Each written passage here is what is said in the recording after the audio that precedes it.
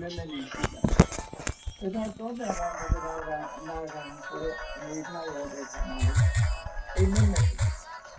ဘာမှဖြစ်သွားလို့ရှိရင်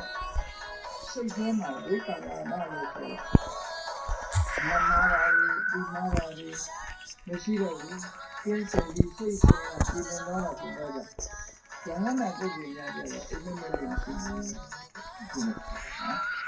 ဘုရားရဟန္တာတွေအိမ်မက်မဲ့ဘူးအိမ်မက်မဲ့ကပုထုဇဉ်နဲ့သိက္ခာ။ဘာမှပုထုဇဉ်ပုဂ္ဂိုလ်တွေမက်မဲ့ကြတယ်။သောတာပန်သရဂါအနာဂံကြည့်တာအိမ်မက်မဲ့လို့ရှိတာ။အဲ့ဒီလိုမေဃကြီးမှာဒီလိုမိမိခိုက်တဲ့အိပ်ကျော်တဲ့အခါရှိတယ်လို့မိမိခိုက်တဲ့မဟုတ်ဘဲနဲ့နိုးလိုက်အိပ်ကျော်လိုက်နိုးလိုက်အိပ်ကျော်လိုက်ထက်ကနေနိုးလိုက်ထက်ကနေအိပ်ကျော်နိုးလိုက်တော့တိတိတန်တာကြီးနိုးတာမျိုးမဟုတ်ဘဲနဲ့ဘဝစိတ်ကလေးကဒီစိတ်ကိုပြပြောင်းမှုလေးတွေဆိုဒီဒီချာချာနိုးတာမဟုတ်ဘူးဆိုတော့ဒီအနေနဲ့ဘာမှသိပြီးတော့မသိလိုက်ဘူးအိမ်ဘက်ထဲမှာပဲတွေ့ကြုံနေရတဲ့အာယုန်နဲ့ပဲသင်္ချာနေအဲ့ဒါလို့အိမ်မက်မှုဆိုတာလူတိုင်းခံစားကြတယ်အဲ့ဒီလိုခံစားတဲ့အခါမှာအိမ်မက်ဆိုတာကုသိုလ်လားအကုသိုလ်လားကုသိုလ်အကုသိုလ်မှတပါးလားလို့မိဘမေးထုတ်เสียရှိတယ်အိမ်မက်နဲ့တဲ့အခါမှာယန္တာယံခါအိမ်မက်ထဲမှာဒေါသတွေထွက်နေတာလို့အိမ်မက်ထဲမှာတူတရားကိုလိုင်းနဲ့တက်ဖြတ်တာလို့ဒီလိုအိမ်မက်ထဲမှာကျူးကျော်မှုတစ်ခုကိုကျူးလွန်ပြီးလောဘတွေဒေါသတွေနှောမိုးပြီးတော့အိမ်မက်ထဲမှာဖြစ်နေတယ်။ဒါတရားကျတော့အိမ်မက်မဲ့ရောလူဟာပေါက်ထွက်လာပြီးအတန်တွေကထွက်လာပြီးဖြစ်အောင်ဖြစ်တတ်တယ်။စိတ်ခံစားချက်မှုကိုပြင်းထန်လာတဲ့အခါအိမ်မက်တွေတာမန်စိတ်ထဲတွေဖြစ်ရမှာကအတန်ထွက်လာပြီးဖြစ်အောင်ဖြစ်လာတဲ့အခါမျိုးတွေလည်းရှိတယ်။အကုသိုလ်စိတ်နဲ့ခဏအိမ်မက်ထဲမှာတတ်တယ်ဖြတ်တယ်ဒီပြမှုတွေလုပ်တယ်ဆိုတာကြောက်လို့ပြေးရတာလေဒီလိုတရားရန်သူတွေကကိုယ်ဝိုင်းလိုက်လို့ပြေးရတာလေအဲ့ဒီလိုမျိုးတွေစိတ်ရဲ့ခံစားမှုတွေမကောင်းတဲ့စိတ်ခံစားမှုတွေနဲ့မက်တဲ့အိမ်မက်အကုသိုလ်တွေအဲ့ဒီလိုမဟုတ်ဘဲနဲ့ကြည်လင်းအေးမြစွာဘယ်တော်နေကြီးကြည်ဝဲကောင်းတဲ့ဘုရားပထုတွေလည်းပြီးတော့ရှိခိုးရတယ်ဒီစာသင်နေတာတရားနာနေတာတရားထုတ်နေတာစသဖြင့်တရားပြုနေရတာဒီလိုကောင်းတဲ့အနေအထားမျိုးတွေနဲ့လည်းအိမ်မက်ကမက်တဲ့အဲ့ဒါကြတော့ကုသိုလ်ဖြစ်ဆိုလိုတာကကုသိုလ်လုပ်ငန်းနဲ့အိမ်မက်နဲ့ကုသိုလ်စိတ်အကုသိုလ်စိတ်တွေနဲ့အိမ်မက်နဲ့လို့ရှိရင်အကုသိုလ်စိတ်ဖြစ်တယ်ဒါပြင်အဲ့ဒီကုသိုလ်အကုသိုလ်တွေရောအကျိုးပေးသလားမေးတယ်ဆိုလို့ဘဝတစ်ခုကိုဖြစ်စေတဲ့ပရိသေရေချိုး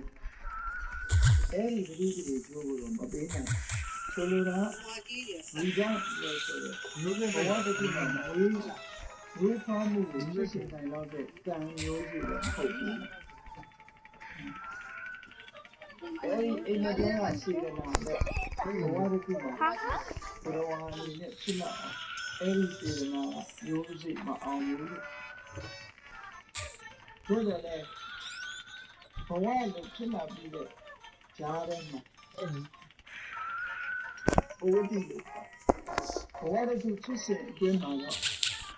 အိမ်မက်ထဲကအကုသိုလ်အိမ်မက်ထဲကကုသိုလ်တွေဟာအကျိုးတရားမှုတွေရှိတတ်တယ်အဲတော့အိမ်မက်မဲ့တဲ့အခါမှာကောင်းတာတွေမဲ့မယ်ဆိုရင်ကောင်းကျိုးချမ်းသာကျိုးတရားမှုကိုဖြစ်စေတယ်အိမ်မက်ကအကျိုးပေးတယ်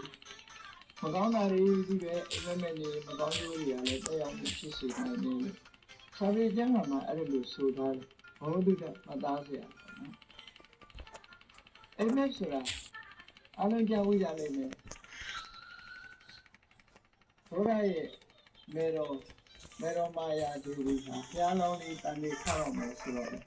သူလည်းအိမ်မက်ခဲ့တာအိမ်မက်တဲ့သမီးလေးပါဒီအိတ်နေတဲ့တမန်ကိုဖမ်းယူပြီးတော့မိမောတာတောင်းက နေတော်ဘက်ကိုတဲဆောင်သွားပြီးတော့နေတော်ထဲမှာအဲ့ဒီလိုင်းကြီးအတွင်းမှာဝေကိန်းမှန်နဲ့တလုံးရထားပြီးတော့ရေမိုးချိုးတန့်စင်ပြီးအဲ့ဒီမှာအိတ်နေတဲ့အချိန်အလေးစားမှရှိတဲ့ရွှေတောင်ကြီးတစ်ခုပေါ်မှာကျက်စားနေတဲ့ဆွတ်ဆွတ်ဖြူတဲ့စပူတော်ကြီးဟာအဲ့ဒီရွှေတောင်ကြီးပေါ်ကနေဆင်းလာပြီးနေတော်ဘက်ကိုလာပြီးတော့အဲ့ဒီနေတော်ထဲမှာမေရမာလျောင်းစင်နေတဲ့ခါတော်ကိုရှင်ရည်ကြီးအောင်ဝင်လာပြီးလက်ရည်လက်ရည်နာမကိုထောက်ပြပြီးတော့ဝင်တော့ဝင်သွားတယ်လို့ပြောတယ်။ဒါဖျားလာလို့တန်နေထားတယ်မဲ့တယ်။ဒီလိုအိမ်မက်ဆိုတာမျိုးကအမျိုးမျိုးတော့မက်တတ်ကြတယ်။သူလူဆန်းဆန်းတွေလည်းမက်ကြတယ်။အဲ့တော့အိမ်မက်တာဘာကြောင့်မက်တာလဲ။အိမ်မက်တာအကြောင်းမဲ့ဖြစ်တာလားလို့လောကမှာအကြောင်းမရှိတော့ဘာတစ်ခုမှမဖြစ်ဘူးအိမ်မက်တာလည်းပဲအကြောင်းရှိတယ်အိမ်မက်ခြင်းရဲ့အကြောင်း၄မျိုးလို့ဒီပါဠိစာပေကျမ်းဂန်မှာဆိုထားအိမ်မက်ပြီးဆိုတဲ့အခါမှာဘာကြောင့်မက်တတ်တယ်လဲနံပါတ်1အကြောင်းကတော့ကျမ်းမာရေးအခြေအနေကြောင့်လူရဲ့ကျမ်းမာရေးအခြေအနေနဲ့ပတ်သက်ပြီးတော့အဲ့ဒါကိုပါဠိစကားလုံးနဲ့ပြောရင်ဓာတုခေါ်ပါလို့ဓာတုခေါ်ပါဓာတုဆိုတာဓာတ်ကြီးလေးပါဘယ်လိုရောဒီတော့ရောဆိုဓာတ်ကြီးလေးပါအဲ့ဒီဓာတ်ကြီးလေးပါမငြိမမြဖြစ်ပြီးမငြိမသက်ဖြစ်လှုပ်ရှားလာတဲ့အချိန်ခါမျိုးမှာစိတ်ခံစားမှုတွေပေါ်လာတဲ့အိပ်ပျော်နေစိတ်ခံစားမှုတွေပေါ်လာသမားရေးအခြေအနေရဥမာမဲ့